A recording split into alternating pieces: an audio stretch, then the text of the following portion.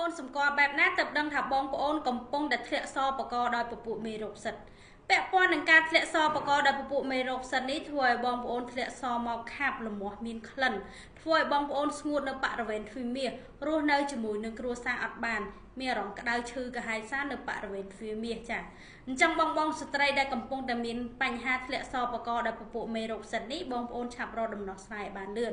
ព្រោះអីពាក់ព័ន្ធនឹងបញ្ហាធ្លាក់សបកដោយពពួកមេរោគសិតនេះក្នុងករណីបងប្អូនកំពុងតែធ្លាក់អញ្ចឹងបើសិនជាបងប្អូនអត់ដោះស្រាយទេធ្វើឲ្យទ្វារមាសរបស់យើងស្ងួតចាប់ដើមរលាកទ្វារមាសរលាកដល់មាត់ស្បូនណាបងប្អូនអញ្ចឹងបើសិនជាបងប្អូនទុកយូរបដែតបដោយគិតថានេះគ្រាន់តែការធ្លាក់សធម្មតារបស់ស្ត្រីអញ្ចឹងបងប្អូនកំពុងតែគិតខុសចាអញ្ចឹងបងស្ត្រីណាកំពុងតែមានបញ្ហាធ្លាក់សបែបនេះគឺឆាប់រកដំណោះស្រាយឲ្យបានលឿនជៀសវាងបងប្អូនទុកយូរពិបាកក្នុងការដោះស្រាយចាអញ្ចឹងពាក់ព័ន្ធនឹងបញ្ហាផ្សេងបងប្អូនអាច